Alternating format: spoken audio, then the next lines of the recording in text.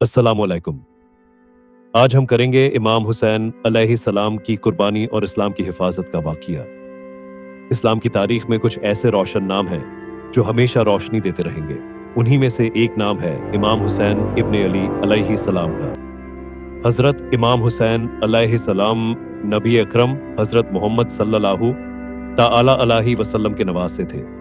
उनकी वालिदा जनाब ए फातिमा ज़हरा अलैहिस्सलाम थी और वालिद हज़रत अली इब्न अबू तालिब थे। रसूलुल्लाह फरमाते थे, हुसैन मुझसे है और मैं हुसैन से हूँ।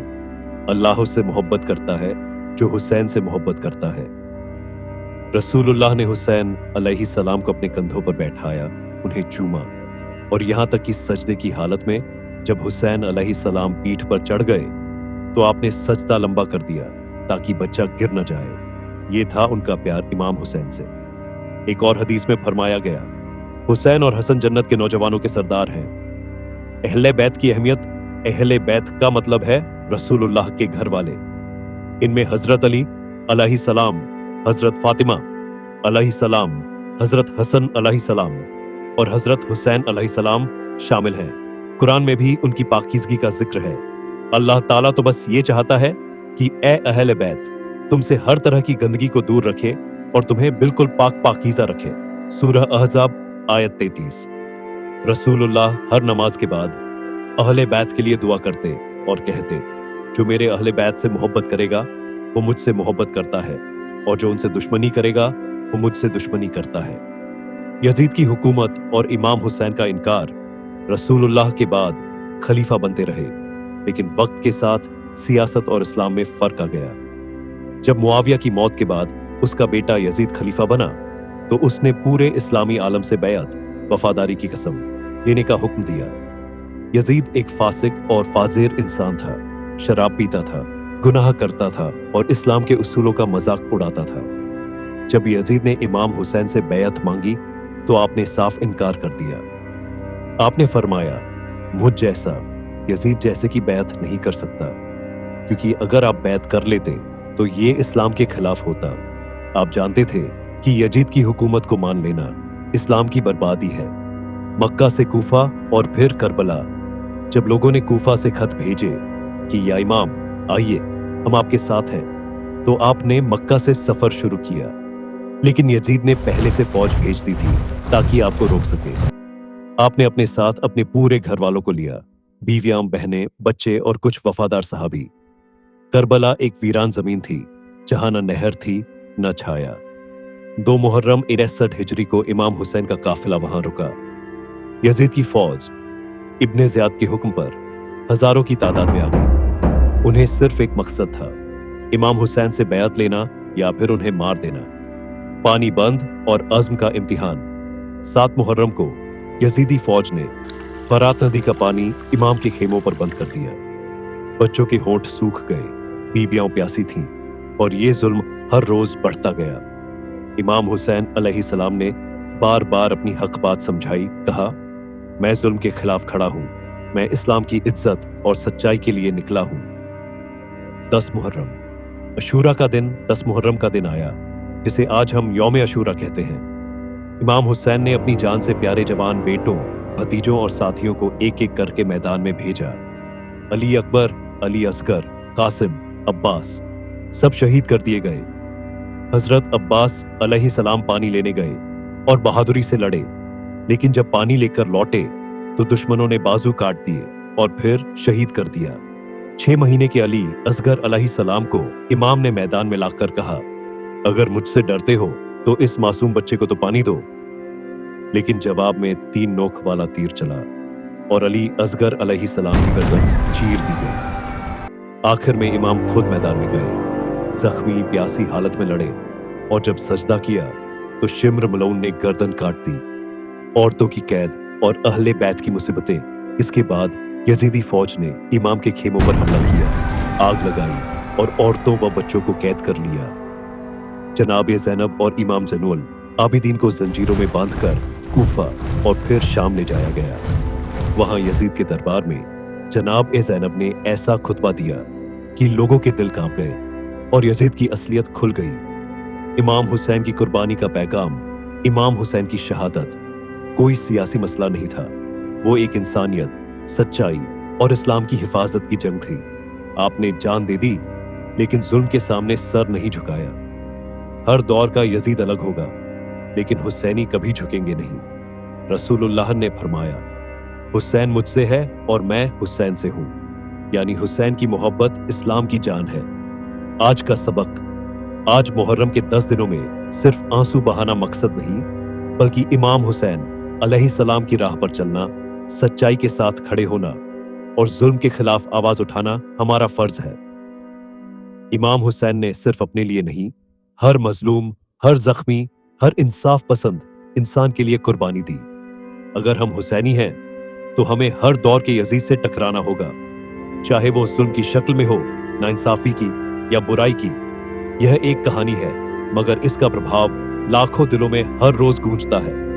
हर मुसलमान को, हर इंसानी सोच को करबला की कला साख बताती है कि अगर मजहब, सत्ता, हुकूमत और मुआशरे के बीच इंसानियत को पुलिया बना रखा जाए, तो वह पुल लगातार झलकर पानी से बुझाया जाए कि कोई सरहद न बची, कोई चेहरा न छोड़ा, कोई रंगा छटपटा न्याय न ढंका रहे। क्योंकि जो न्याय और इंसाफ की मशाल उठा सकता है, वह कारवां संभाल सकता है, वह दुनिया की पटल पर करबला लिख सकता है।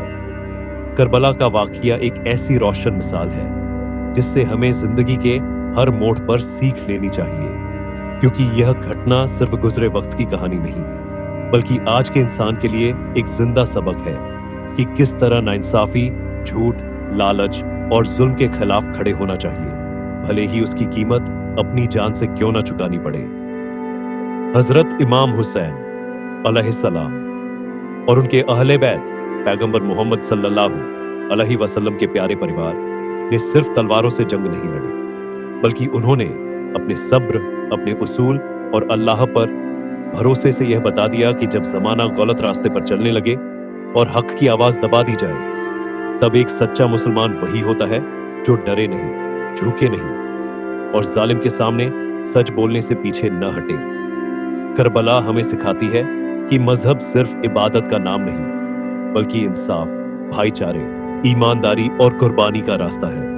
हम जब करबला की याद में आंसू बहाते हैं, तो उन आंसुओं का मतलब यह नहीं कि हम सिर्फ गम मना रहे हैं, बल्कि वो आंसू एक वादा है कि हम भी हुसैनी रास्ते पर चलेंगे, सच्चाई के साथ, इंसाफ के साथ और बिना किसी डर के।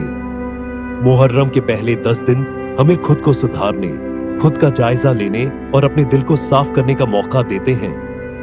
इन 10 दिनों में हमें शोर शराबा करने, दिखावे की रस्में निभाने या केवल मातम करने से ज्यादा अपने अंदर उस रूहानी क्रांति को लाना चाहिए जो इमाम हुसैन ने दिखाया।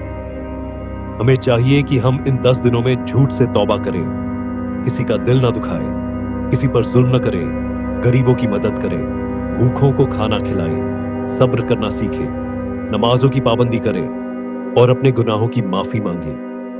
घरों में कुरान पढ़ा जाए, इबादत की जाए, बच्चों को करबला की सच्ची कहानी सिखाई जाए, ताकि नई पीढ़ी भी समझ सके कि करबला सिर्फ एक युद्ध नहीं, बल्कि इंसाफ की बुनियाद है।